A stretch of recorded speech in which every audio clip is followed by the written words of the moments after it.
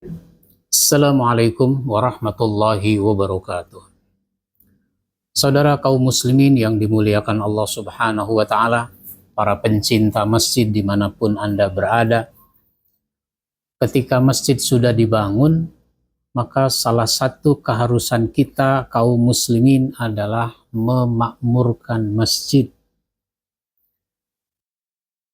Ada yang jadi pengurus, ada yang jadi jamaah biasa, semuanya harus memakmurkan masjid. Nah, memakmurkan masjid itu harus sesuai dengan fungsinya, fungsi masjid. Karenanya pada kesempatan ini saya ingin menyampaikan tentang fungsi masjid. Saya menulis buku, ini ada buku panduan memakmurkan masjid. Nah, di dalam buku ini disebutkan ada banyak fungsi masjid itu. Tetapi kalau disederhanakan, ada 3 fungsi yang paling pokok. Pertama adalah fungsi ubudiyah. Fungsi ubudiyah berarti fungsi peribadatan. Fungsi peribadatan berarti kaum muslimin mau beribadat di masjid. Beribadat di masjid bentuknya adalah sholat berjamaah yang 5 waktu. Nah, fakta menunjukkan sehari-hari masih sedikit di antara kaum muslimin yang mau berjamaah di masjid. Ya, perhatikan. Sehingga saya berkesimpulan yang sholat berjamaah di masjid itu tidak lebih dari 10% kalau dibandingkan dengan sholat Jumat. Jadi kira-kira maksimal 10%, bahkan kurang dari 10%. Ini kita bangun kembali semangat untuk sholat berjamaah di masjid, karena fungsinya adalah fungsi ubudiyah, peribadatan. Dalam konteks peribadatan itu, maka pengurus masjid, takmir masjid, harus memanage kegiatan peribadatan dengan baik, lalu menyiapkan sumber daya manusianya, SDM-nya.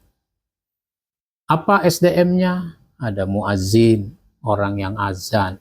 Ada imam, orang yang memimpin sholat berjamaah.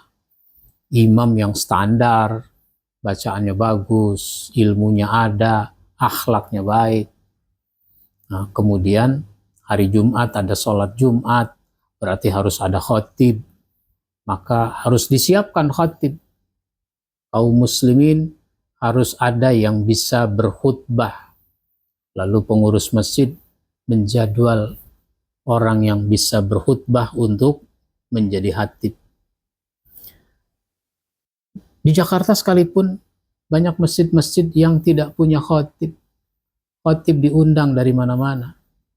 Bukannya tidak boleh, boleh. Tetapi internal jamaah masjid mestinya ada yang bisa berkhutbah.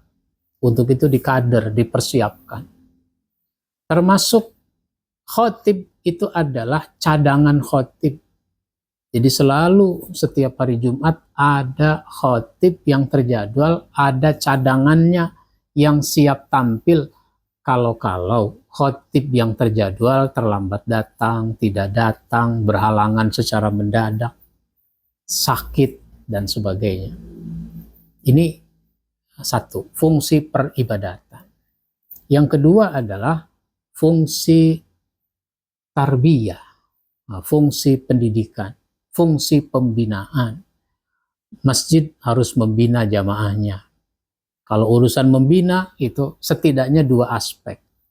Pertama adalah aspek keilmuan. Jamaah kita ini jangan jadi orang awam, tapi harus jadi orang paham. Apa yang belum dipahami dipelajari di masjid itu. Karenanya diprogram oleh pengurus masjid. Lalu pengurus masjid boleh bertanya, Bapak, Ibu, kalau kegiatan pengajian, enaknya pembahasan tentang apa yang Bapak Ibu butuhkan? Silahkan ditulis, silahkan di WA. Nah, maka mereka sampaikan usulan, oh saya ingin mempelajari tentang warisan. Oh saya mempelajari tentang pernikahan sampai perceraian. Dan seterusnya. Sehingga nanti satu masalah yang belum dipahami oleh jamaah itu dipelajari melalui pengajian, sehingga pengajian itu materinya bukan mau-maunya ustadz, tapi memang kebutuhan jamaahnya. Lalu yang kedua adalah pembentukan karakter. Dari ilmu kita berharap ada pembentukan karakter.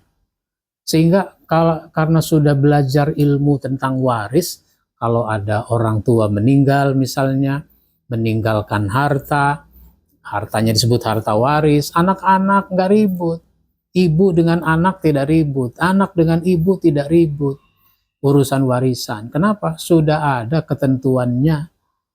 Tinggal diatur pembagiannya. Begitu. Cuma sayang banyak orang ribut. Kenapa? Tidak paham. Kenapa bisa ribut begitu? Ya bukan sekedar tidak paham, yang paham juga bisa ribut. Nah itu begitu. Jadi keilmuan dan pembentukan karakter. Ini yang harus kita koreksi. Selama ini pengajian kita baru sekedar ada daripada enggak ada. Tapi belum terarah sesuai dengan kebutuhan jamaah, sesuai dengan apa yang harus dipahami oleh jamaah, mana yang lebih pokok untuk dipelajari, mana nanti yang sifatnya tambahan. Ya, yang ketiga adalah fungsi ijtimaiyah, fungsi sosial kemasyarakatan. Masjid itu memainkan peran sosial. Masjid itu dirasakan manfaat sosialnya. Sehingga persoalan-persoalan sosial diselesaikan di masjid. Orang punya problem dipecahkan dari masjid. Begitu mestinya. Nah, maka Rasulullah Shallallahu Alaihi Wasallam mencontohkan kepada kita, karena para sahabat banyak yang belum punya rumah, lebih dari 300 orang belum punya rumah, mereka masih numpang di rumah-rumah orang Madinah, maka Rasulullah membangun, menyiapkan yang disebut dengan suffah. Suffah itu kalau bahasa kita ya semacam asrama di lingkungan masjid. Para sahabat yang tidak punya rumah tinggal di sini. Hidupnya dijamin oleh Nabi. Itu sebuah contoh. Sehingga persoalan sosial terpecahkan.